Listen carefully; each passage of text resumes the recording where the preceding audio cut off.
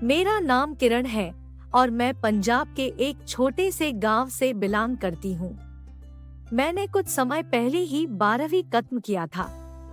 हमारे गांव में हर साल आर्मी वाले ट्रेनिंग के लिए आया करते थे और कुछ समय ठहरते थे, जिसे देखकर मुझे और मेरे परिवार को बहुत खुशी होती थी।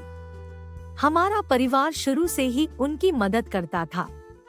इस बार आर्मी वाले ही में से एक लड़का मेरे छोटे भाई का दोस्त बन गया। वह लड़का दिखने में भी बहुत स्मार्ट और अपने नेचर से भी बहुत ही अच्छा था। और सबसे बड़ी बात तो यह है कि वह अपने दिल से भी बहुत ही अच्छा था। धीरे धीरे उसकी और मेरे भाई की दोस्ती बढ़ने लगी। मेरा भाई भी घर में सभी को उसके बारे में बातें बताता रहता और साथ ही वह लड़का भी हमारे घर के बारे में मेरे भाई से पूछा करता। मुझे लगता था कि उसे हमारे बारे में जानने की ऐसी क्या इच्छा थी। हमारे गांव में सभी लड़कियां शाम को घूमने जाया करती थी, लेकिन हम नहीं जाते थे क्योंकि हमें घर से अलाउड नहीं था। तो एक बार उस आर्मी वाले ने उन लड़कियों को देखकर मेरे भाई से पूछा कि क्या यही तुम्हारे सिस्टर है? तो मेरे भाई ने जवाब दिया कि हाँ, तुम्हें किसी चीज की जरूरत हो तो तुम हमारे घर आ सकते हो। अगले दिन मेरा बड़ा भाई ऑफिस चला गया। उस दिन घर में मैं और मेरी बड़ी बहन थी। तभी दरवाजा खटखटाने की आवाज आई। मैंने जाकर दरवाजा खोला तो वहाँ पर वही आर्मी वाला लड़का था। उसने मुझे देखकर स्माइल दिया और उसने मेरे भाई के बारे में पूछा कि वह घर पर है क्या।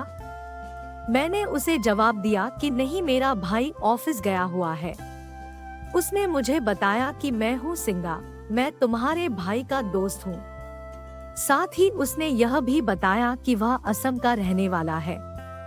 फिर मैंने पूछा आपको क्या काम है, तो उसने जवाब दिया कि उसे अपना फोन चार्ज करना है।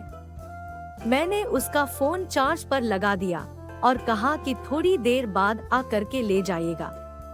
इसके बाद वह चला गया। उसके बाद धीरे धीरे इसी तरह वह हमारे घर रोज रोज आने लगा और मेरी फैमिली के लोग भी उसे धीरे धीरे पसंद करने लगे। एक दिन मेरा उससे झगड़ा हो गया। मैंने कहा कि आप हमेशा तब क्यों आते हैं जब घर पर कोई नहीं होता। यह सुनकर वह चला गया। इस बात के बाद उसने मेरी कंप्लेन मेरी मॉम से की और कहा कि इस लड़की ने मुझे यह बात कहा है और मैं कोई गलत लड़का नहीं हूँ। साथ ही वह मेरी माँ को मम्मी कहा करता था। मेरी मम्मी ने यह बात हंसकर टाल दी क्योंकि उसे हिंदी समझ में नहीं आती थी। वह जो भी बातें कहता मैं उसे मम्मी को पंजाबी में ट्रांसलेट करके बताया करती थी।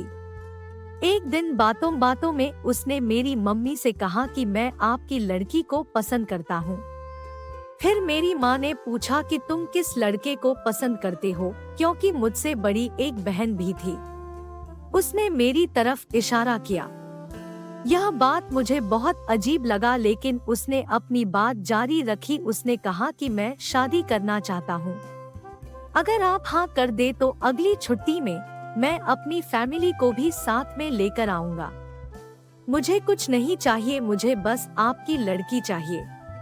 मेरे माँ ने उसे जवाब दिया कि मेरी बेटी अभी शादी की उम्र की नहीं है। उस समय मेरी उम्र केवल 20 साल थी। साथ ही मम्मी ने यह भी कहा कि इससे पहले बड़ी वाली की शादी होगी, उसके बाद इसकी शादी होगी। लेकिन उसने कहा कि नहीं, मुझे आपकी यही बेटी पसंद है। इन सब बातों के बाद वह मुझसे पूछता है कि क्या तुम मुझसे शादी करोगी, तो मैंने जवाब दिया कि नहीं, क्योंकि मैं उस समय इन चीजों के लिए तैयार नहीं थी। इन सब बातों के बाद वह मुझसे पूछता है कि क्या तुम मुझसे शादी करोगी, तो मैंने जवाब दिया कि नहीं, क्योंकि मैं उस समय इन चीजों के लिए तैयार नहीं थी और मुझे उससे कोई प्यार नहीं था। मैंने उसे बताया मुझे अपने सपने पूरे करने हैं। मैं आगे चलकर न्यूज रीडर बनना चाहती हूँ। हालांकि वह सपना मेरा अभी तक पूरा नहीं हुआ। वह खुद बहुत पढ़ा लिखा था, तो उसने जवाब दिया कि किरण, आपके सारे सपने को मैं पूरा करूँगा। फिर भी मैंने उसे जवाब दिया कि मैं आपसे शादी नहीं करना चाहती। मैंने कभी आपके बारे में ऐसा नहीं सोचा है, लेकिन फिर भी वह नहीं माना। इसके बाद उसने कहा कि तुम एक बार कूल माइंड से सोच लो, और वह चला गया। उसके जाने के बाद मेरे दिल में बहुत ही टेंशन बढ़ गई। मेरे दिल में यह डर बैठ गया था कि कहीं मेरे परिवार वाले सच में उससे मेरी शादी ना करवा दे, क्योंकि वह दिखने में भी बहुत अच्छा था और फैमिली से बिलोंग करता था। अब कुछ दिन बीत गए। मेरी माँ ने मेरे पिताजी को उसके बारे में बताया। मेरे पापा और उसने कभी एक दूसरे से बात नहीं की थी, क्योंकि मैं एक सिख परिवार से बिलोंग करती थी। मेरे पिताजी एक सरदार थे और उनका मानना था कि सरदारों की बहुत इज्जत होती है। सच कहूँ तो उस समय मेरे परिवार की हालत बहुत अच्छी नहीं थी। उसने यहाँ तक कह दिया था कि वह मेरे परिवार के लिए नया घर बनवा कर देगा, लेकिन मेरी फैमिली ऐसा कुछ नहीं चाहती थी। मेरे घर आता था और मुझसे बहुत सारी बातें किया करता था, और वह हर बार मुझे मनाने की कोशिश करता था। एक दिन मेरी माँ ने उससे कहा कि हमारे घर में हमारी बड़ी बेटी है, आपको अगर शादी करनी है तो उससे शादी करनी होगी, क्योंकि उसकी शादी पहले होगी। फिर मैंने भी उसे समझाया कि तुम मेरी बड़ी दीदी से शादी कर लो, लेकिन उसने कहा नहीं, मुझे तुम्हारे जैसी पढ़ी लिखी लड़की चाहिए और मैं तुम्हें चाहता हूँ। मेरे माँ और मेरे भाई ने भी उसे बहुत समझाया, लेकिन वह नहीं माना और वह अपनी ट्रेनिंग कैंप में चला गया, क्योंकि रात बहुत हो चुकी थी। उस समय हमारे पास फोन नहीं था, क्योंकि हम सब छोटे थे, और सच कहूँ तो हमें फोन का कोई क्रेज नहीं था। एक फोन था जो हमारे पापा के पास बस हुआ करता था। मेरे भाई ने उसे हमारे पापा का नंबर दे रखा था, इसलिए वह बार बार फोन नहीं कर सकता था, क्योंकि वह मेरे पापा से डरता था। मेरे फैमिली वालों ने भाई को मना कर दिया था कि उसे लैंडलाइन नंबर नहीं देंगे, लेकिन वह बहुत स्मार्ट था। उसने कहीं से लैंडलाइन फोन देख लिया था। एक दिन उसने मेरे भाई से कहा कि तुम्हारे पापा का फोन नहीं लगता, तो उसको मेरे भाई ने लैंडलाइन नंबर दे दिया। अब वह रोज रोज लगातार मेरे घर में कॉल करने लगा। एक दिन मेरी माँ ने उसका फोन उठा लिया तो उसने मेरी माँ से ज्यादा कुछ बात नहीं की। फिर मैंने उसे कॉल करके बहुत डांटा। उसके बाद उसने फोन रख दिया। एक बात कहूँ, मेरी बड़ी बहन उसे मन ही मन बहुत पसंद करने लगी थी। आर्मी वाले ने भी मुझे चिढ़ाने के लिए बार बार मेरी बहन से बात किया करता था, लेकिन मुझे कोई फर्क नहीं पड़ा, क्योंकि मैं उससे ना लाइक करती थी ना ही उसके चिढ़ाने पर चढ़ती थी। मैं तो खुश थी। फिर एक दिन उसने मेरी मॉम को मेरी बड़ी बहन के लिए हाँ कह दिया, और यह सुनकर मेरे सभी परिवार वाले बहुत खुश हुए। वह सभी बच्चों को घुमाने ले जाया करता था, सभी को खाना खिलाता पिलाता था, गरीबों को राशन पानी देता था, और वह दिल का बहुत साफ था। यह सब चीजें मुझे उसमें बहुत अच्छी लगती थी। एक दिन हमारे घर से 4 किलोमीटर दूर एक मार्केट थी, वहाँ पर वह मेरे भाई के साथ जाकर खूब सारी शॉपिंग की। वहाँ मेरे दीदी के लिए एक पंजाबी सूट भी खरीदा, जो कि दिखने में बहुत ही खूबसूरत था। फिर उसने वह सूट घर आकर मेरी दीदी को गिफ्ट में दिया। हम सब बहुत खुश थे कि हमारे दीदी को एक बहुत ही अच्छा लड़का मिल गया, क्योंकि मेरी दीदी ज्यादा पढ़ी लिखी नहीं थी। सब ठीक चल रहा था, लेकिन अचानक ही मेरे पापा इस रिश्ते को एक्सेप्ट नहीं करने लगे, और उनका लिया गया डिसीजन ही हमारे घर में आखिरी डिसीजन होता था। इसके बाद मुझे बहुत गुस्सा आया, क्योंकि उन्होंने मेरी दीदी को बहुत सारे सपने दिखाए थे और अब वह इस रिश्ते के लिए तैयार नहीं थे। अब शाम को आर्मी वाले लड़का हमारे घर आया और उसने पूछा क्या हुआ। मैंने जवाब दिया कि पापा ने रिश्ते के लिए मना कर दिया। फिर मेरी माँ ने कहा कि बेटा, असम बहुत दूर है। तो इसमें उसने जवाब दिया, कोई बात नहीं, मैं पंजाब में ही घर बना लूंगा, इसमें कौन सी बड़ी बात है। लेकिन हम लोग में से कोई इस बारे में कुछ नहीं कर सकता था, क्योंकि आज तक पापा ने माँ की बात कभी नहीं सुनी थी। अब आर्मी वालों की ट्रेनिंग खत्म होने वाली थी, वहाँ से जाने वाला था।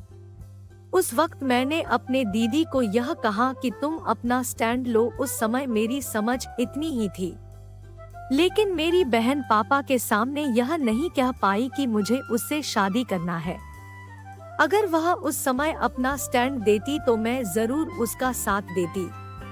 अपने घर जाने से एक शाम पहले आर्मी वाला हमारे घर आया। उसने हमारे साथ बहुत समय बिताया, बहुत बातें की। उसने यह भी कहा कि मैं तुम लोगों को कभी नहीं भूल पाऊंगा, मैं तुम लोगों को बहुत मिस भी करूंगा। उसने मुझे बार बार यही कहा कि फोन कभी तो उठा लिया करो, मुझे भूल मत जाना।